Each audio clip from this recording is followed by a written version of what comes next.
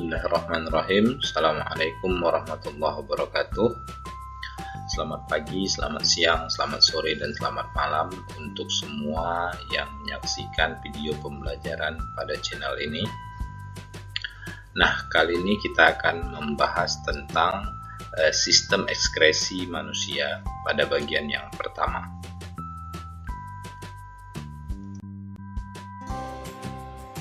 Proses pengeluaran pada manusia itu ada 3 macam.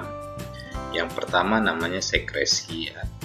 Nah, sekresi itu merupakan proses pengeluaran zat oleh kelenjar yang diperlukan oleh tubuh, seperti halnya enzim dan hormon.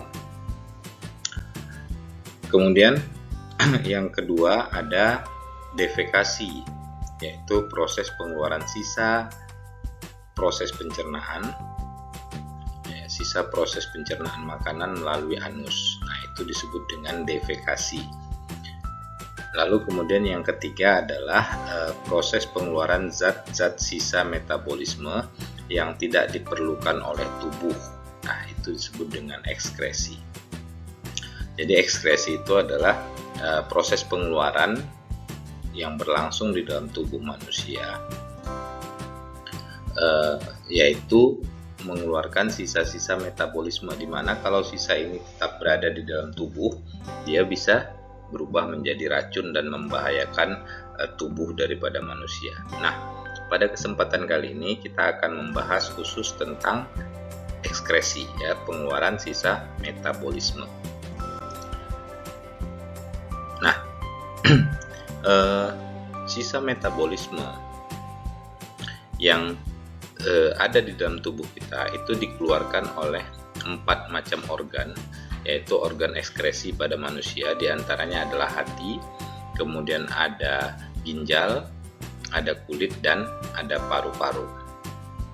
Nah, hati itu mengeluarkan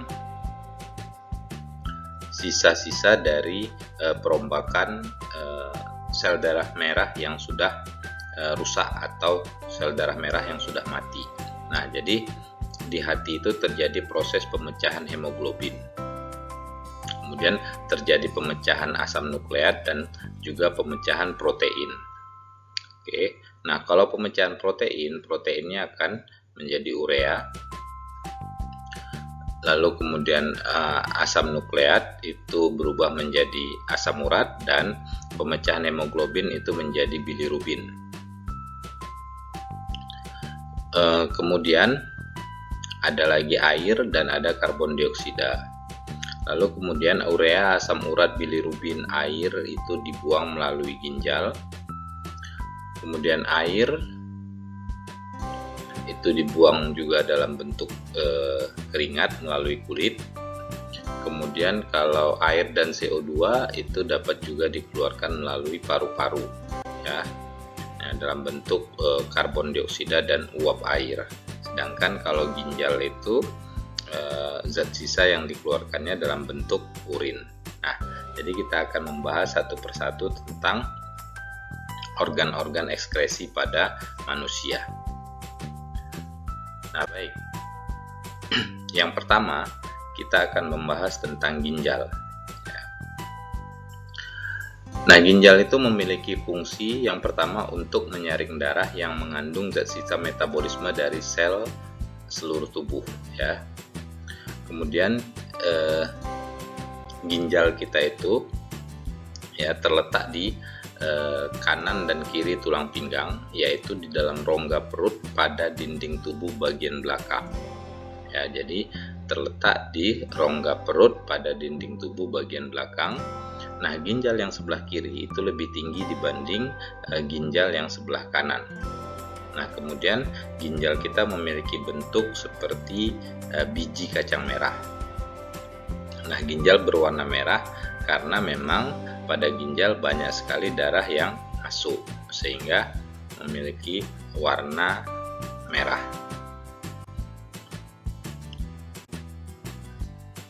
Nah, kita lihat tadi katanya bahwa ginjal kita itu terletak di rongga perut, di bagian belakang. Nah, ginjal yang sebelah kanan Ini kalau kita lihat dari sini, ginjal yang sebelah kanan itu lebih tinggi dibanding ginjal yang sebelah kiri. Oke, nah bentuknya seperti kacang merah seperti ini ya. Nah kemudian kalau kita lihat lebih besar lagi, bentuk ginjal itu seperti ini ya.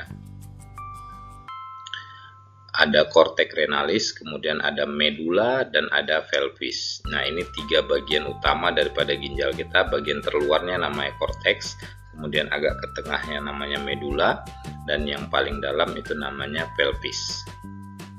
Pelvis ini langsung berhubungan dengan ureter.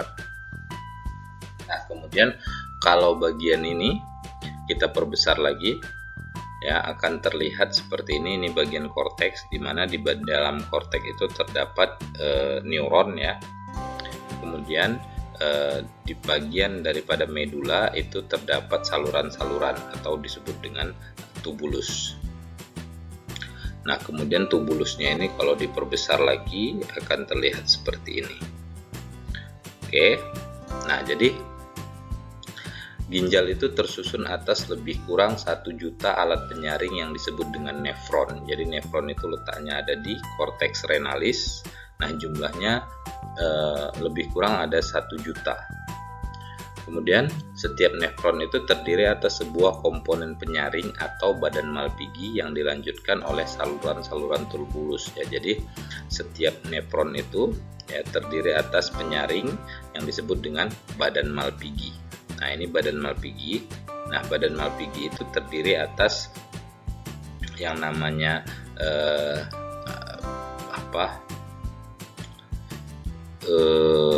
glomerulus ya, glomerulus di bagian dalam dan dilapisi oleh kapsul Bowman ya. Jadi glomerulusnya berada di dalam kapsul Bowman. Kemudian saluran-saluran ginjal yang terdapat tadi di bagian medula itu diantaranya ada tubulus proksimal, kemudian ada lengkung Henle, ada tubulus distal, dan ada tubulus collectivus atau tubulus pengumpul. Nah lengkung Henle itu sendiri adalah saluran ginjal yang melengkung pada daerah medula yang menghubungkan tubulus proksimal dengan tubulus distal.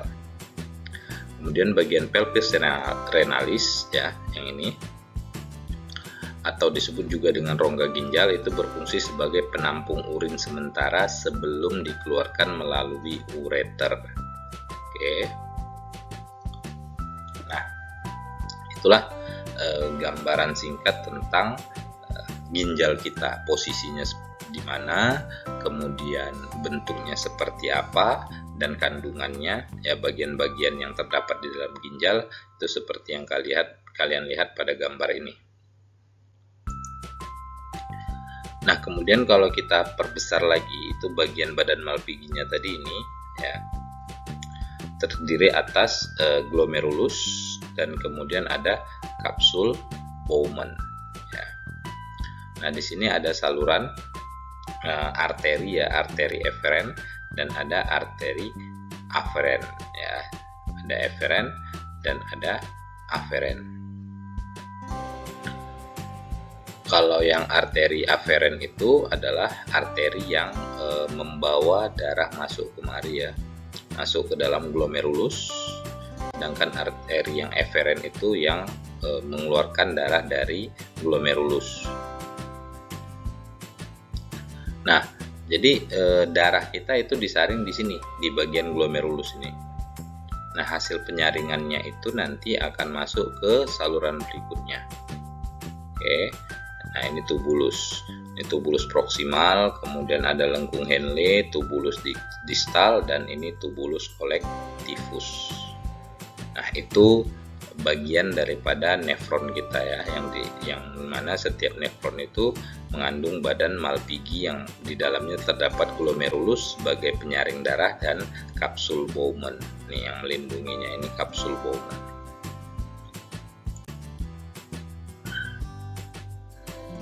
Nah baik, selanjutnya kita lihat bagaimana proses pembentukan urin.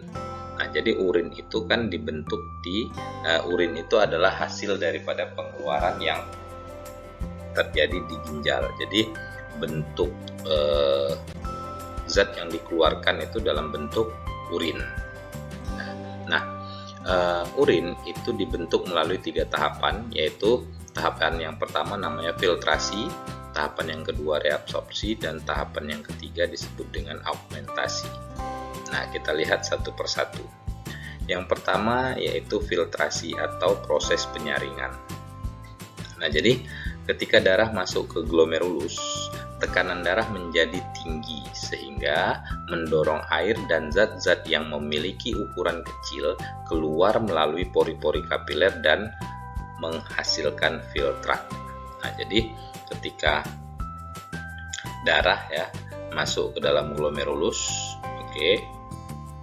nah kemudian terjadilah proses penyaringan dikarenakan tekanan darah yang tinggi, ya, sehingga zat-zat seperti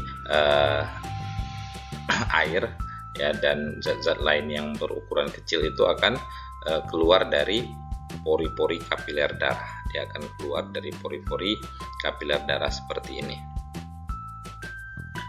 Nah, cairan hasil penyaringan tersebut atau yang disebut dengan filtrat tersusun atas namanya urobilin, kemudian urea, glukosa, air, asam amino, dan ion-ion. Filtrat selanjutnya disimpan sementara di dalam kapsul Bowman, ya, disimpan di bagian kapsul Bowman. Nah, kemudian darah dan protein itu tetap tinggal di dalam kapiler darah karena tidak dapat menembus pori-pori glomerulus. Jadi darah itu tidak ikut tersaring karena memang dia tidak mampu menembus pori-pori kapiler. Nah, filtrat yang tertampung di kapsul Bowman itu disebut dengan urin primer. Jadi hasil dari proses filtrasi itu disebut dengan urin primer. Nah, itu tahap yang pertama. Jadi proses penyaringan. Hasil penyaringannya disebut dengan urin primer. Nah, selanjutnya tahapan yang kedua adalah tahapan reabsorpsi. Nah, tahapan reabsorpsi itu berlangsung di bagian tubulus proksimal. Ya, tubulus proksimal. Ya, urin primer yang terbentuk pada tahap filtrasi masuk ke tubulus proksimal. Di dalam tubulus proksimal terjadi proses penyerapan kembali zat-zat yang masih diperlukan oleh tubuh, ya, yang disebut dengan tahap reabsorpsi. Jadi tahap reabsorpsi itu berlangsung di tubulus proksimal. Nah, yang terjadi di sini adalah proses penyerapan kembali, ya, reabsorpsi, penyerapan kembali oleh tubuh terhadap zat-zat yang masih diperlukan oleh tubuh. Jadi hasil penyaringan tadi yang disebut dengan urin primer itu masih banyak mengandung zat-zat yang diperlukan oleh tubuh sehingga dia harus melalui tahap reabsorpsi, penyerapan kembali. Glukosa, asam amino, ion kalsium, dan zat-zat yang masih diperlukan oleh tubuh juga diangkut ke dalam sel dan kemudian ke dalam kapiler darah di dalam ginjal. Jadi dikembalikan, ya. Sedangkan urea hanya sedikit yang diserap kembali. Nah, cairan yang dihasilkan dari proses reabsorpsi itu disebut dengan urin sekunder. Jadi, setelah proses penyerapan itu, nah, urin yang tersisa tadi disebut dengan urin sekunder. Urin sekunder itu mengandung diantaranya air, kemudian ada garam, ada urea, dan urobilin. Lalu, tahapan yang terakhir adalah tahapan augmentasi atau tahapan pembentukan urin sesungguhnya, di mana dalam proses ini, ya, terjadi proses pengeluaran zat-zat yang tidak diperlukan oleh tubuh ke dalam urin sekunder. Jadi dia berlangsung di tubulus distal, di sini, di bagian sini. Nah, zat-zat yang tidak diperlukan oleh tubuh akan masuk ke urin sekunder. Oke. Nah, hasil dari masuknya zat-zat yang tidak diperlukan oleh tubuh tadi itu membentuk urin yang sesungguhnya. Lalu kemudian urin sesungguhnya ini akan mengalir menuju tubulus kolektivus, ya, atau saluran pengumpul. Nah, itulah 3 tahapan proses pembentukan urin, ya, proses pembentukan urin. Oke. Nah, pada video selanjutnya kita akan membahas tentang kulit, paru-paru, dan hati. Oke, terima kasih atas perhatiannya. Billahi taufiq wal hidayah. Assalamualaikum warahmatullahi wabarakatuh.